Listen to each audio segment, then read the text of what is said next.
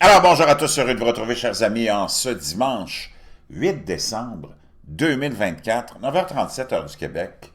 Heureux de vous retrouver, merci à ceux qui sont abonnés, ceux qui ne sont pas, faites-le maintenant. Merci à ceux qui m'envoient des liens et des messages aussi toujours pertinents, intelligents et très appréciés. N'oubliez pas de partager la vidéo, de la commenter et surtout n'oubliez pas d'écraser le petit pouce en l'air et dites-moi de quelle ville vous regardez et vous me suivez, c'est vraiment toujours fascinant.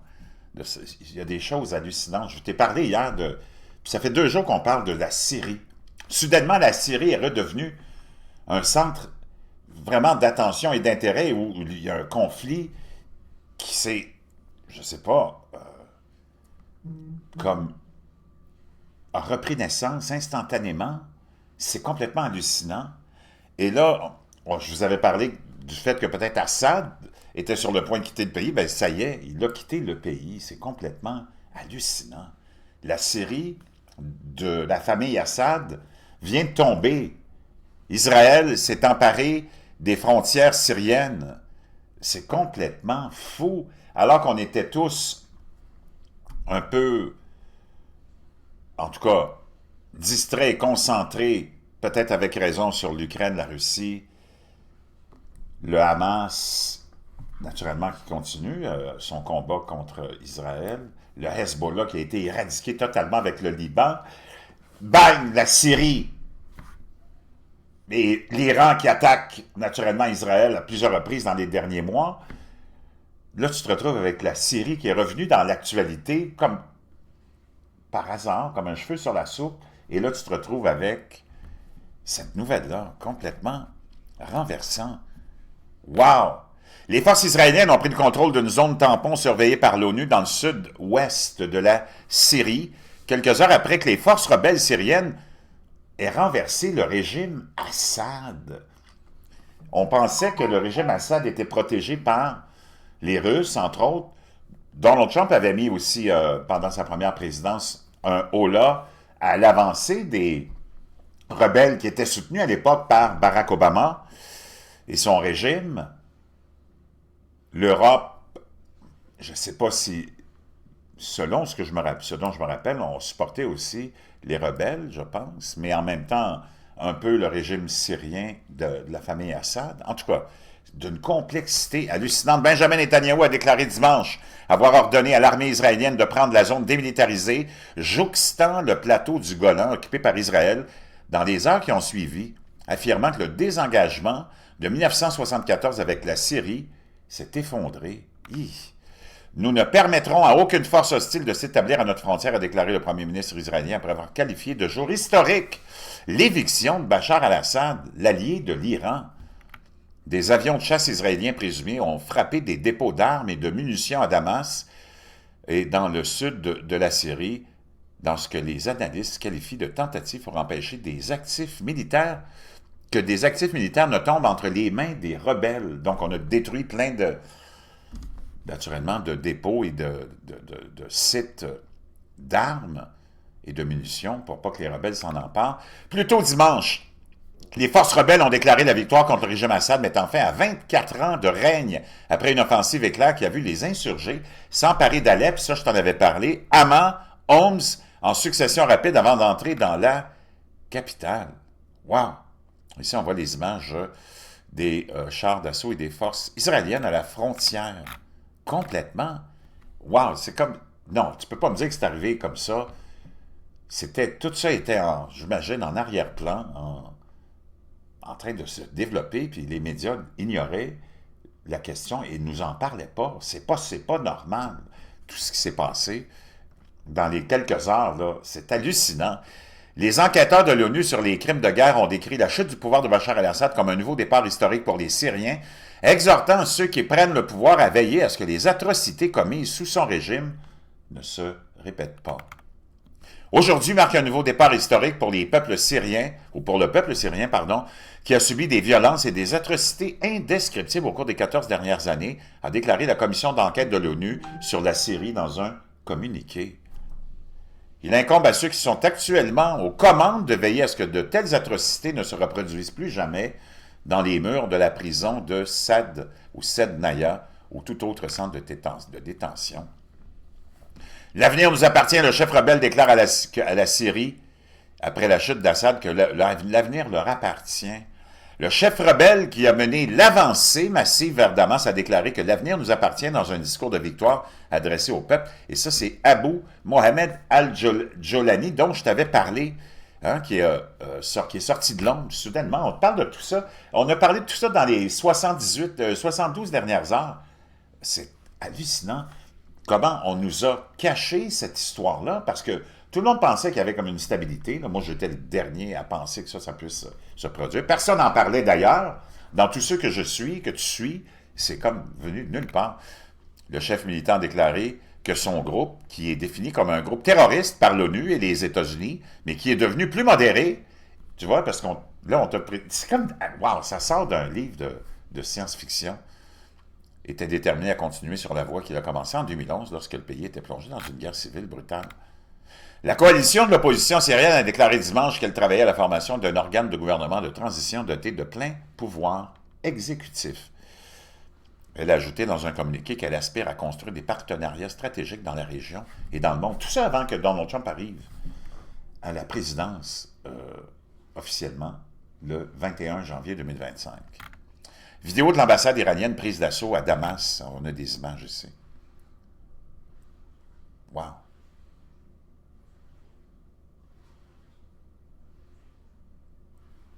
Naturellement, il y a toujours du vandalisme. Je ne sais pas pourquoi on agit comme ça. Là. Je peux comprendre qu'on veuille arracher l'image de Bachar al-Assad, là, mais c'est toujours très intriguant, ça. L'ambassade d'Iran dans la capitale syrienne a été prise d'assaut dimanche par les rebelles après leur prise à Damas et la chute du régime de Bachar el-Assad. Allié de l'Iran, a rapporté la télévision d'État iranienne, il semblerait que l'ambassade iranienne et les magasins voisins ont été pris d'assaut par un groupe armé différent de celui qui contrôle aujourd'hui la majeure partie de la Syrie, a indiqué la télévision d'État iranienne, faisant référence aux forces rebelles. Des images prises à l'intérieur de l'ambassade montrent que des rebelles et des civils ont endommagé des fenêtres et des meubles, tandis que des documents étaient éparpillés partout. L'Iran a déclaré dimanche qu'il s'attendait à ce que les relations amicales avec la Syrie se poursuivent après la chute du fidèle allié de Téhéran, Bachar al-Assad, à Damas. Les relations entre les deux nations, l'Iran et la Syrie, ont une longue histoire et ont toujours été amicales, et il est prévu que ces relations se poursuivront, a déclaré le ministre des Affaires étrangères dans un communiqué. Les forces gouvernementales syriennes capitulent à Homs. On peut voir des images ici. C'est complètement hallucinant. Wow! Le professeur Christopher Phillips, chercheur associé à Chatham House, a déclaré que l'effondrement du régime Assad était déjà acquis. La chute du président Assad, ou al-Assad, a été clairement motivée par l'assaut lancé par Ayat Tahrir al-Sham sur Alep le week-end dernier. La rapidité de cette attaque a servi de modèle à ce qui allait suivre la semaine suivante, une avancée soudaine et inattendue des rebelles, suivie d'un retrait rapide des forces de l'ordre ou d'Assad qui sont démoralisées. Il a ajouté, il est clair que les compétences militaires et politiques affinées au cours des 4 années passées dans la région contrôlée par les rebelles, depuis le dernier cessez-le-feu, ont été un facteur majeur dans leur succès. Wow! Des frappes israéliennes présumées ont touché des dépôts d'armes, comme je te l'avais dit, à Damas. Ici, on peut voir les rebelles et les résidents qui célèbrent. Wow, à Damas. Macron salue la fin du régime barbare. Tu vois, donc, ça confirme un peu ce que je pensais, les Européens, parce que ça fait longtemps qu'on ne parle plus de ce conflit-là. Les Européens sont plus du côté des rebelles. Emmanuel Macron a salué dimanche la chute de l'État barbare de Bachar el-Assad en Syrie et a adressé ses vœux de paix au peuple dans ce pays déchiré par la guerre. L'État barbare est tombé enfin, a écrit le président français sur X. Je rends hommage au peuple syrien, à son courage, à sa patience. Dans ce moment d'incertitude, je lui adresse mes vœux de paix, de liberté et d'unité. La Turquie demande aux Syriens déplacés de rentrer chez eux. Les Syriens déplacés par des années de guerre civile peuvent enfin rentrer chez eux, a déclaré dimanche Hakan Fidan, le ministre turc des Affaires étrangères. Des millions de Syriens qui ont été contraints de quitter leur foyer peuvent retourner sur leur terre. Moi, je connais plein de Syriens aussi ici, qui sont établis plus longtemps. Ça m'étonnerait qu'ils retournent en Syrie. Là. Les rebelles syriens annoncent un nouveau couvre-feu à Damas. Les rebelles syriens ont annoncé dimanche un couvre-feu à Damas à partir de 16h heure locale jusqu'à 5h heure du matin. La Russie confirme la démission d'Assad et son départ de la Russie. Le ministère, oui, le ministère russe des Affaires étrangères a confirmé que Al-Assad, Bachar al-Assad, avait quitté le pouvoir et quitté le pays après avoir donné l'ordre d'une passation pacifique du pouvoir. Donc, c'était tout en négociation. Je ne sais pas, le ministère n'a pas précisé où se trouvait actuellement Assad, malgré des informations selon lesquelles il aurait fui en Russie. À la suite de négociations entre Bachar el-Assad et un certain nombre de participants au conflit armé sur le territoire de la République arabe syrienne, il a décidé de démissionner de la présidence et a quitté le pays, donnant des instructions pour un transfert. Wow! C'est complètement hallucinant. Pacifique. C'est complètement hallucinant.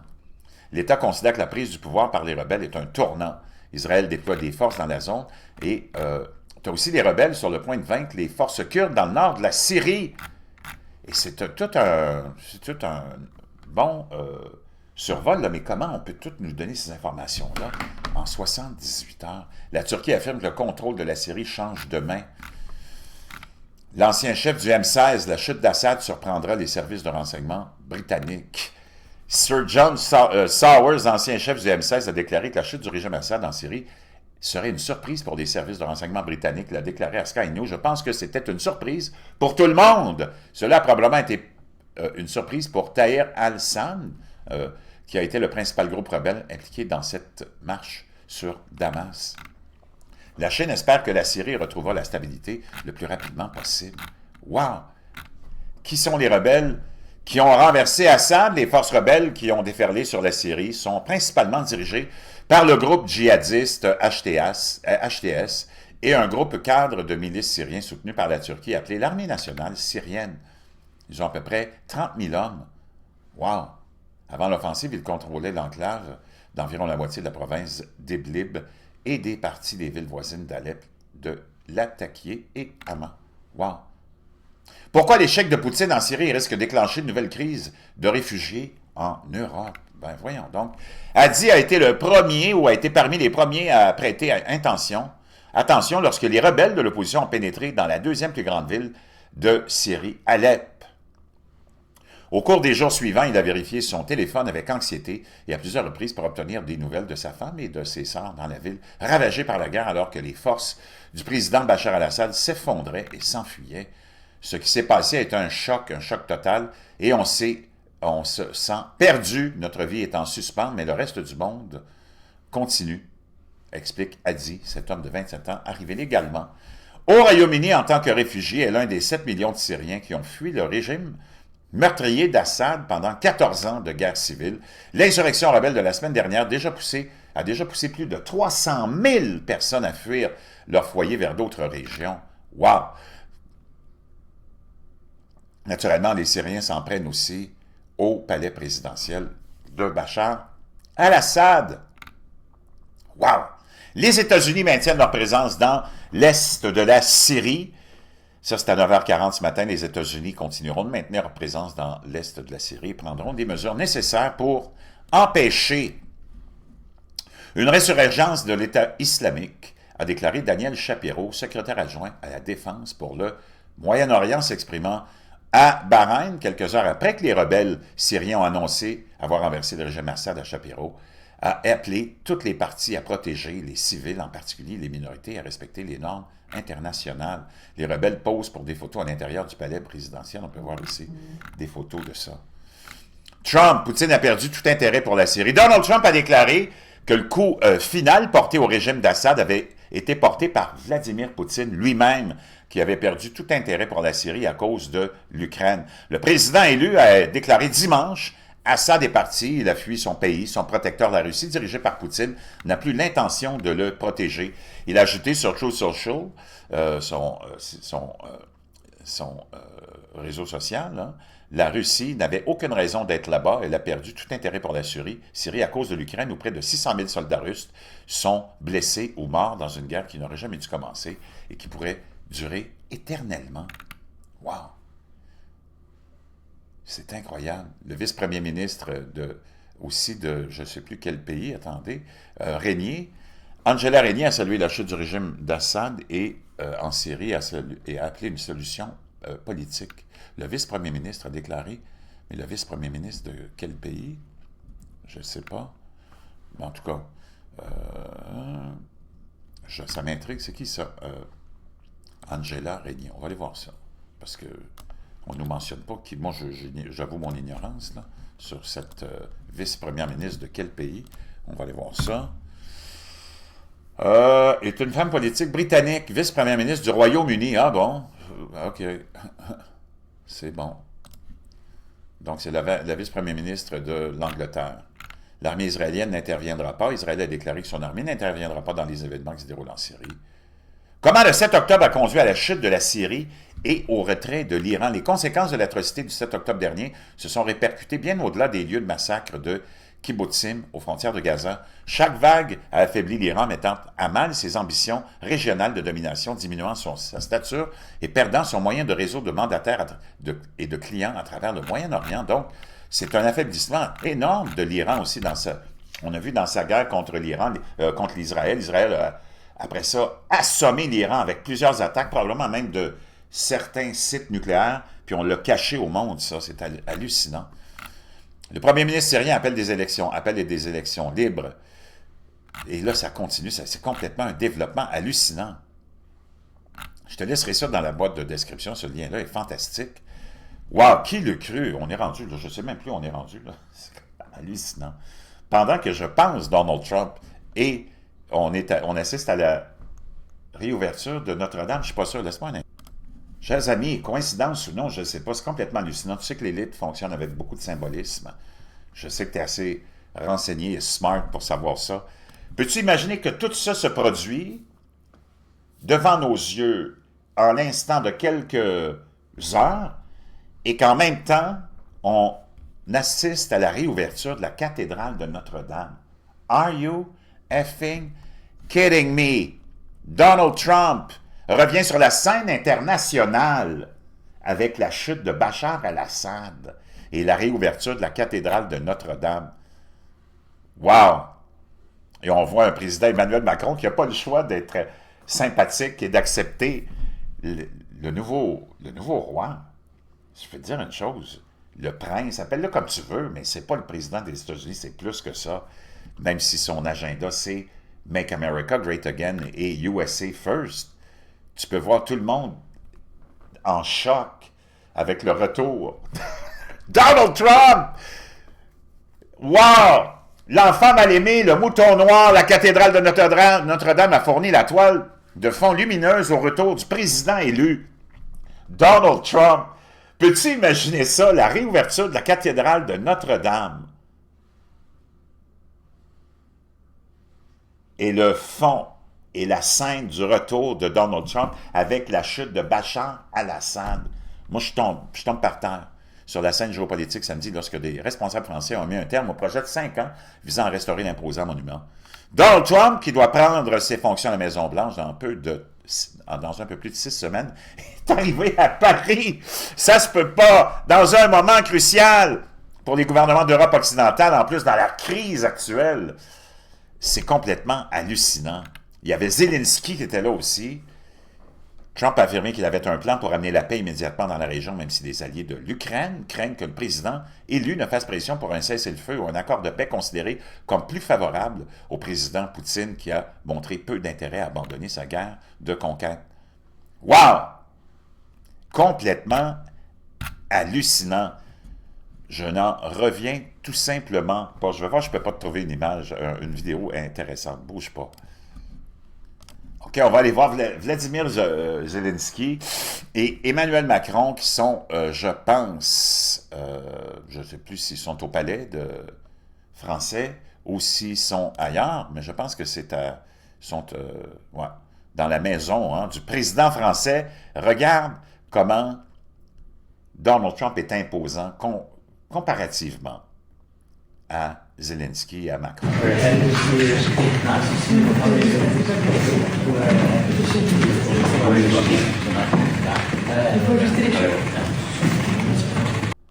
On peut s'imaginer ce qui se passe dans la tête de ces deux gars-là, de voir le retour de l'enfant terrible, du criminel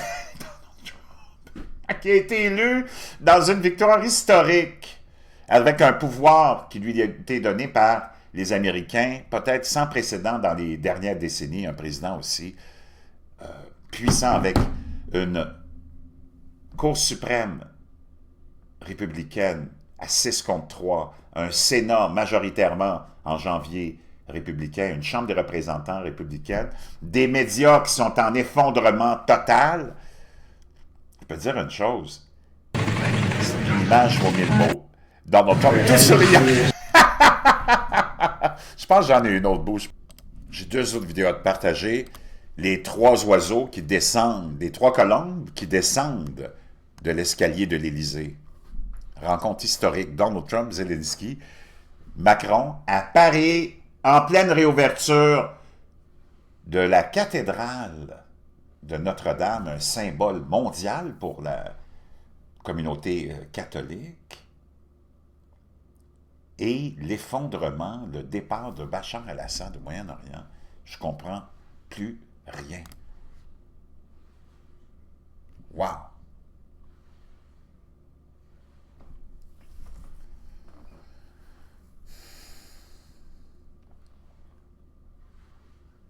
Wow, wow, wow. Puis l'autre, c'est quand Trump rencontre Macron, on peut voir la grande accolade, Macron qui semble un peu nerveux, et il va embrasser la première dame française.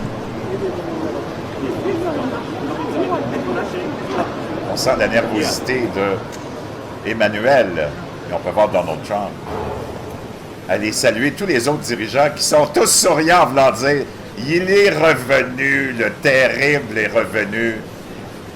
Donald, le terrible. » Tout le monde est souriant. On est tous, naturellement, tremblants de peur face au retour du roi. Parce que je peux te dire une chose, là, c'est plus que...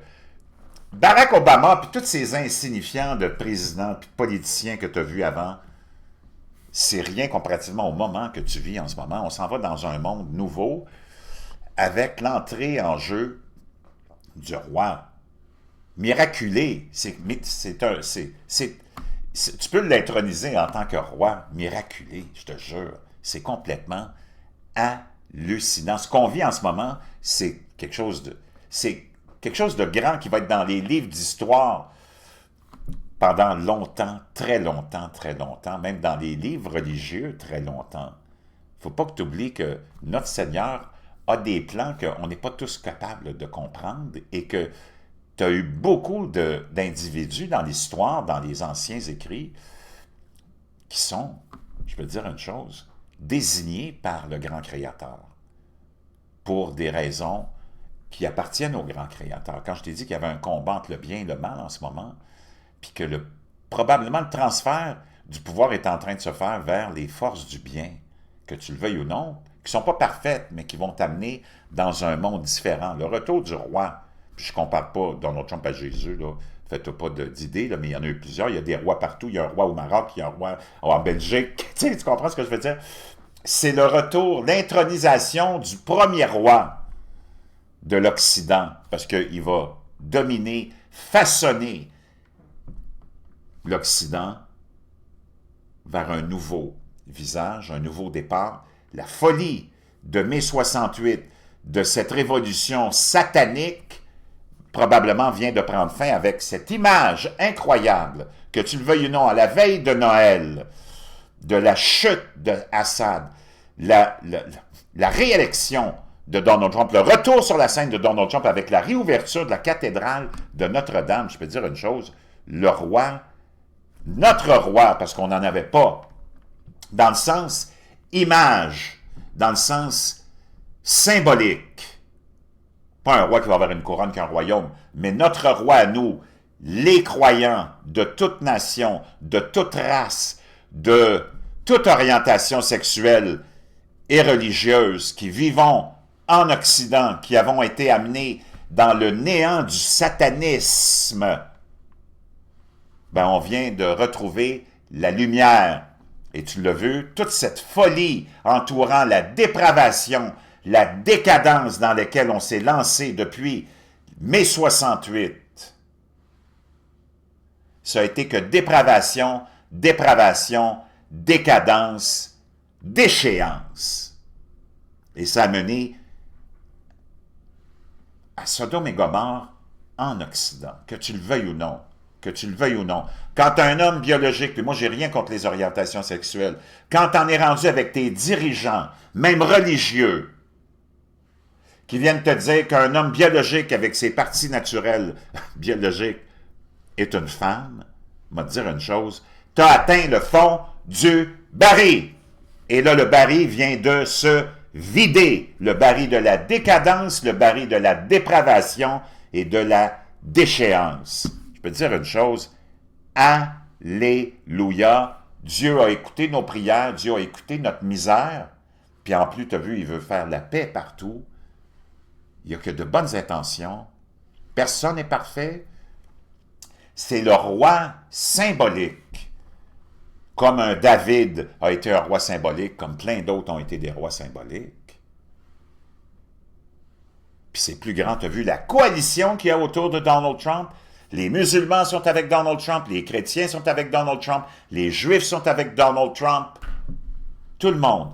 Il ne faut pas oublier que Donald Trump a été le premier à reconnaître le mariage gay, le premier à célébrer aussi, a célébré des mariages gays à Mar-a-Lago, puis dans ses hôtels. Donald Trump, il est tout l'inverse de ce que les médias sataniques, l'outil de Satan qui t'a fait défiler pendant des décennies sur le petit écran des images fausses, de la propagande, des mensonges à profusion pour t'endoctriner dans son satanisme.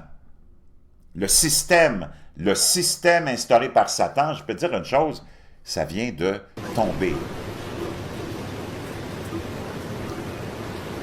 Wow! Regarde Donald Trump avec sa cravate en or! Je peux te dire une chose, en ce dimanche, on peut, nous, en tant qu'Occidentaux de tout horizon, se dire enfin, Alléluia!